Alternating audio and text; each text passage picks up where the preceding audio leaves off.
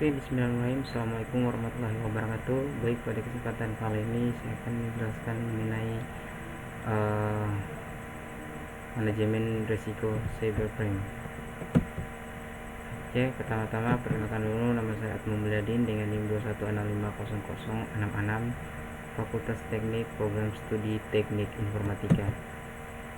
Oke, pada poin pertama ini manajemen risiko cybercrime adalah langkah-langkah yang diambil oleh sebuah organisasi atau individu untuk mengidentifikasi, mengukur, mengelola, dan mengurangi risiko yang terkait dengan serangan cybercrime atau kejahatan cyber. Kemudian ada risiko keamanan cyber adalah potensi atau kemungkinan terjadinya serangan dan pelanggaran keamanan. Dan risiko ini dapat berasal dari berbagai sumber, termasuk ancaman cyber seperti malware, phishing, dan serangan DDoS, serta celah keamanan dalam sistem atau kebijakan yang tidak memadai. Untuk mengurangi risiko keamanan, sumber organisasi harus melakukan identifikasi risiko dan mengambil langkah-langkah pencegahan yang sesuai. Dampak keamanan cyber. Dampak keamanan cyber adalah konsekuensi negatif yang dapat timbul akibat serangan atau pelanggaran keamanan. Dampak ini dapat beragam, termasuk 1. Kehilangan data. Serangan cyber dapat menyebabkan pencurian atau menghancurkan data sensitif atau penting. Poin kedua, gangguan operasional. Serangan dapat mengganggu operasi normal suatu organisasi, baik itu dengan menonaktifkan sistem atau merusak struktur teknologi informasi. 3. Kerugian keuangan. Keamanan cyber yang terganggu dapat menyebabkan kerugian finansial akibat biaya pemulihan, sanksi hukum, atau kerugian bisnis. Hilangnya reputasi. Pelanggaran keamanan yang terungkap dapat merusak reputasi organisasi dan kehilangan kepercayaan pelanggaran atau mitra bisnis. Penyalahgunaan identitas. Serangan cyber dapat mengakibatkan pencurian identitas individu yang dapat digunakan untuk aktivitas kriminal. Sanksi hukum. Organisasi yang gagal melindungi atau pribadi atau rahasia dapat menghadapi sanksi hukum dan denda. Risiko dan dampak cybercrime pada individu.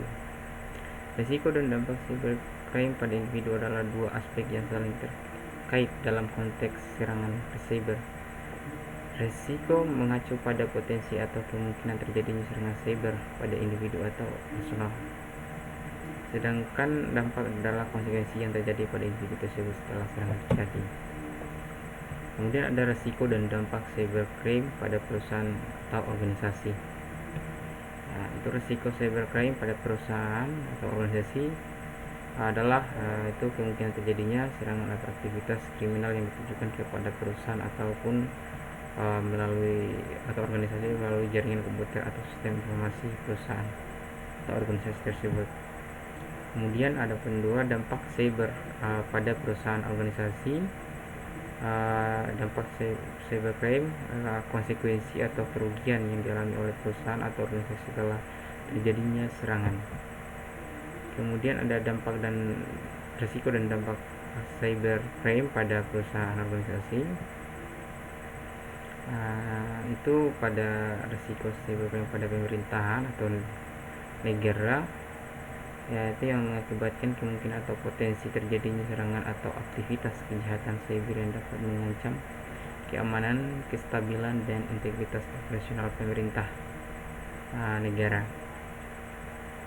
Kemudian ada dampak cybercrime pada pemerintahan atau negara ini juga, itu bisa memberikan konsekuensi negatif yang timbul setelah terjadinya serangan cyber atau kegiatan kejahatan cyber terhadap pemerintahan atau negara.